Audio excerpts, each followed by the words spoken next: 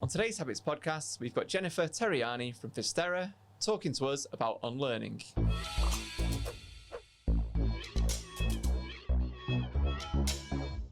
So Jennifer, thanks for joining us. There'll be a few people wondering what exactly is unlearning and why you're an expert in it. Yeah, so this is how learning and company culture normally works. So someone somewhere decides that something needs to change in a business, and maybe with good reason. And then somebody, probably a learning and development person or similar, maybe a consultant, comes in and says, I'm going to give you a model that's going to change people's behaviour. And it probably comes in a half-a-day workshop on a really ugly PowerPoint slide. And I know we both think there's a special place in hell for those. And it's actually not unlike, Dom and I were just saying, it's not unlike accidental entrepreneurship. Actually, it's like, here's a quick fix thing that's going to change behavior. So all this behavior that you've learned in your entire life of how you show up in the world, we're going to give you a model, and that's going to change that. And after 15 years in this industry, I've decided that that is selling snake oil, and I'm not willing to do it anymore.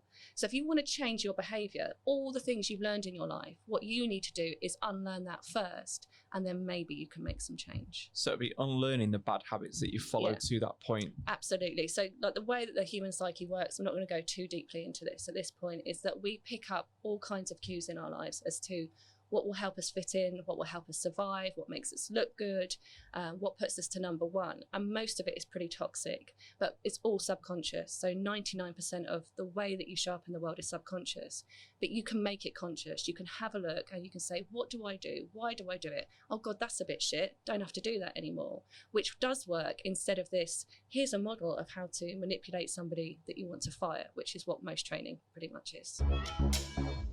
So what are some of the bad habits you see that big companies or small SMEs get wrong when it comes to company culture? I think first of all, the thing I would say most is what I call polite dishonesty. So saying everything's great when actually it's not. It could also be taking credit for other people's work, not giving people feedback, saying one thing to one person and something to somebody else, dominating meetings, being passive aggressive. I mean, probably people listening to this right now are going to be thinking, yeah, that's my company. And that's true because it's everywhere. That's the way that we've created working culture to be. So no matter how cool you are as a human, everywhere else, it tends to be that the second you swipe your lanyard and go into the office, that you become this really weird, inhuman person. And I think that's what needs to change. Sounds a bit like, road rage. When someone's behind the wheel, they act completely differently. Yeah, exactly. They wouldn't act like that in face-to-face or in normal life if they met you on the pavement, but because they got something around them.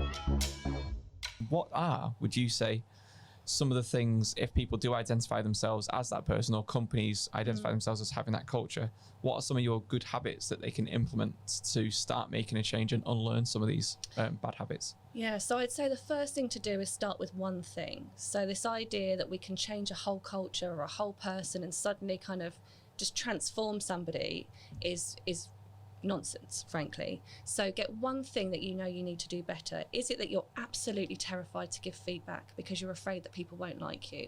Is it that you know that you're not particularly generous in giving people credit for their own work? Pick one thing that you know you do and then really trace that back and look at it and see where it is that you come from, where that comes from. And I'll give you a clue, it's going to be fear. It's going to be fear that you are unworthy, not good enough, out of your depth, something like that, and see if you can just rethink that. The other thing I'd say to do is get a really good mindfulness practice. And I don't mean like the woo-woo, mala beads, all that stuff. Basically, what mindfulness means is being present and being able to watch yourself. So you don't need to be able to meditate, although that is actually how I teach it. You learn the tools of mindfulness through meditation, but get to a point where you can actually watch yourself and your behaviour, because then you'll know when you're doing the thing that you don't want to be doing, instead of being in this constant subconscious, I call it behavioural muscle memory. It's the stuff you do all the time. So can you just watch yourself, and then you might have a chance of actually changing something. So going to that first one that you mentioned there about, so that's a reflection of themselves, do you think? Because they feel like maybe they might be shown up to be not particularly very good or not particularly nice person, they almost like deflect attention to other people. Let's give the example of somebody that always takes credit for their team's work. So somewhere on the outside or at some level in their consciousness, they have the idea that they want to be a really generous leader, that they want to be somebody that gives people opportunities, that celebrates their team.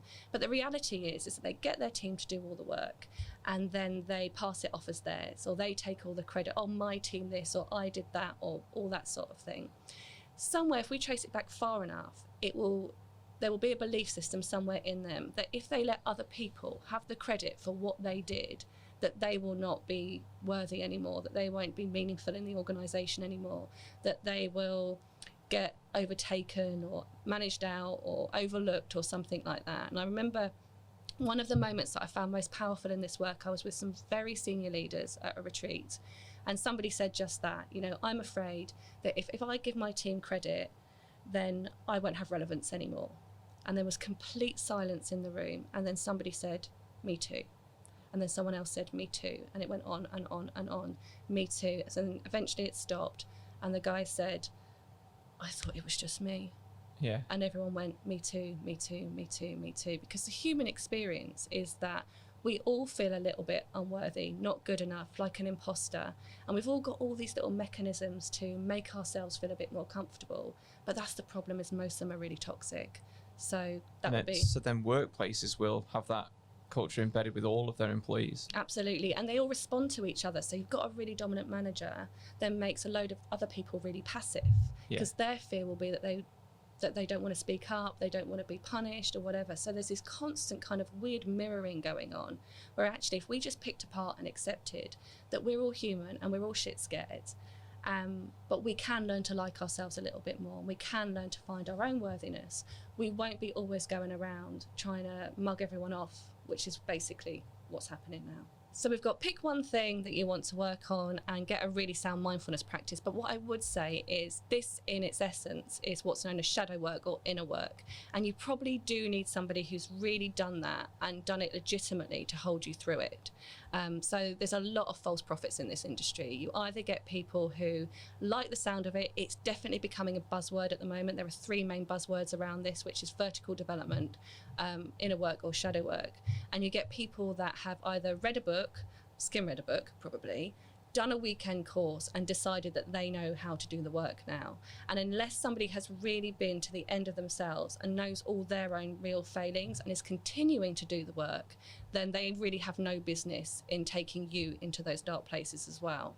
And then the other side of that is you get the real proper guru types who claim to have done it for years and years and years, and maybe they have, but then they also claim that now they're completely flawless and completely enlightened, and they don't have any human reactions anymore. They don't get angry anymore. They don't do shady things anymore. And those are the ones you really need to steer clear of. You need somebody that's like, yeah, I've got a legitimate background in the way that people show up and work and learn. I've got a legitimate background in doing my own inner work. I know what kind of a bastard I am, but also I'm working on it still every day.